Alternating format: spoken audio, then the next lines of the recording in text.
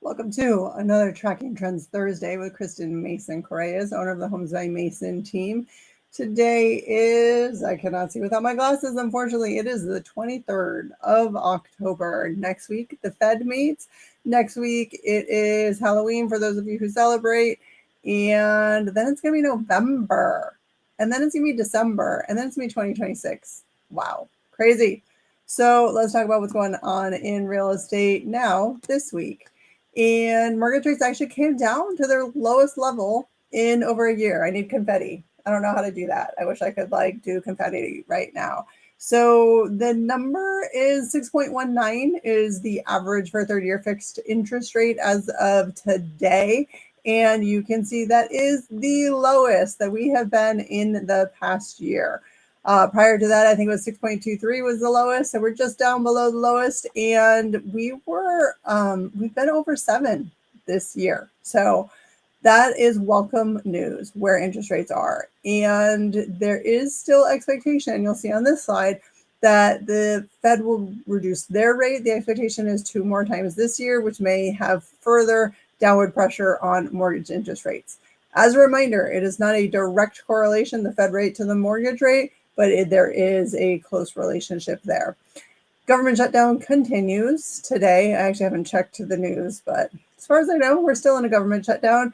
And so we're not getting all of the data, and the experts are not necessarily getting all the data, and the Fed's not necessarily going to have all of their data that they would like to have to be able to make informed decisions. But we're continuing on doing the best that we can with the information that we have. And again, as stated here, the expectation is that there will be a rate reduction at next week's Fed meeting.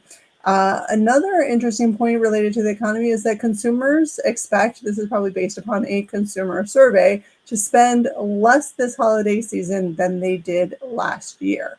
A sign that people are a little bit more worried about their money than they have been in the past, maybe a little bit more conservative with their money than they have been in the past. I do feel like I feel that on the front line of real estate. People are being a little more cautious, a little more conservative with their money and with their decisions to purchase a home.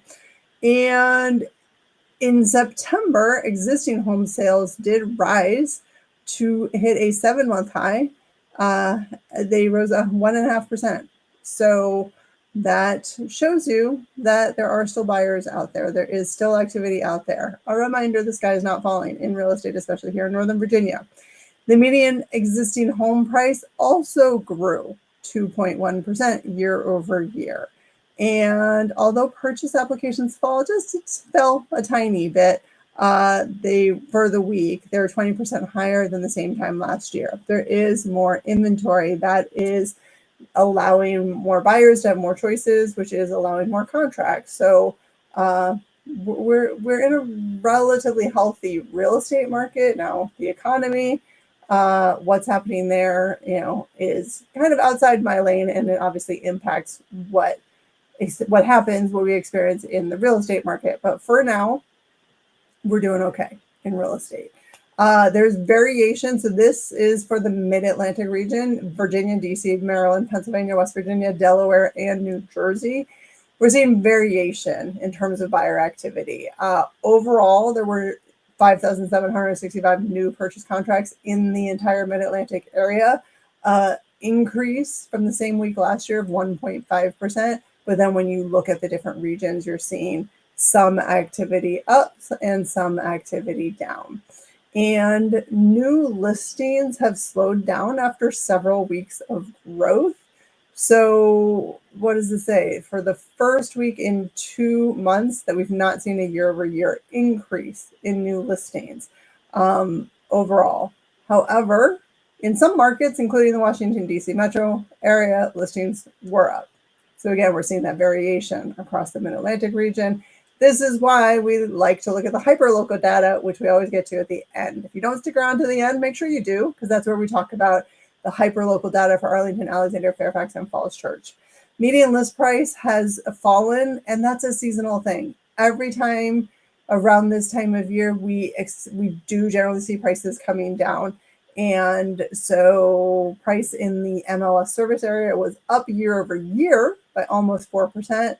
but down from a week ago. And then in the larger DC metro area, compared to a week ago, not a lot of movement. Showings are up 4.4%, purchase contracts up 2.6%, median time to contract flat week over week. New listings week over week down by 5%, normal for this time of year. Median list price up 2.5% week over week, and active listings flat. So year over year, also not a lot of change year over year here, aside from the active listings number, which is the trend we have definitely been seeing for a long time. We have been seeing active inventory increasing, but otherwise not a lot of movement here year over year as well. Showings were down 3.5% from last year, but purchase contracts were up 5%. And time to contract up 5 days. I mean, that's probably the biggest change, 33 days. This time of year, we will always typically see more days on market than at other times of the year. So, I mean, hey, folks, now's a good time. Always this time of year is generally a good time to be a buyer, but especially now with some of these numbers that we're seeing with inventory up, days on market up, it's a good time to be a buyer, frankly. In January, things will typically shift and things will start to favor sellers again. So let's see, new listings are up only 7.2% from last year. Median list price up almost 2% from last year. And then active inventory up almost 36% from last year. Here's the hyperlocal data for Arlington, Alexandria, Fairfax, and Falls Church as a conglomerate. Those are the areas where we do most of our business here at Homes by Mason. And new listings and new contracts were up just slightly from the week before. And you can see here, basically on par with what we have been seeing as an average for the year. So we're pretty steady here for the past several weeks. And when you look week over week, look, you can see we were up and then we were down, and then we were up and then we were down, and then we were up and then we were down, and now we're up. So week over week, we're not necessarily seeing hard, fast trends. So that's the week over week data for our hyperlocal area. And then compared to last year, we are also up in supply and up in contracts. Not by a ton. I mean, more the red bar here is a change in supply. So that's a significant number. And again, that's what we've been seeing. And then contracts up just a bit from last year. They were down the week before. So, it does look like here we are perhaps starting to experience less contracts again this time of year. That's relatively normal. And the demand to supply ratio is only at 75.74% this year. Oops. Oh, I'm missing my arrow. I usually have a red arrow there that's missing right now. Compared to last year, which was almost 100%. At 100%, what that means is if it were 100%, the number of contracts would match the number of new listings, leaving no leftover inventory. So we were almost at 100% last year without seeing leftover inventory, and now we're at 75%, which contributes to that leftover inventory, which contributes it to being a good time, or contributes to breathing room for buyers. Is what we are experiencing in our market right now. Oh, there's the arrow. I don't know where it was a minute ago. And this chart shows you the interest rate and the average days on market. The average days on market for our hyper-local area, I think, was at 28. So down a couple of days from the day before. So a little bit less than, I think it was 33 for the larger DC metro area, 28 for our area. For me, that's a long time. I'm used to selling things in the first weekend. My days on market have increased as well. I'm at around 16 days for my average days on market. So things are sitting a little bit longer, but still not a terribly long time. And interest rate, you can see, has come down, ever so slowly since we started tracking it here on this chart. That is your Tracking Trends Thursday for today, October 23rd, 2025. Thank you for watching. And as usual, anytime you want to have a conversation about what's happening in the market and how that may impact your decisions, reach out.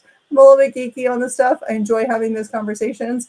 You can call me at 571-210-1866, or you can text me at that number as well, or email me at kristen@homesbymason.com. And down below, wherever you're watching this, you'll be able to find a link to get on my calendar if you want to do that.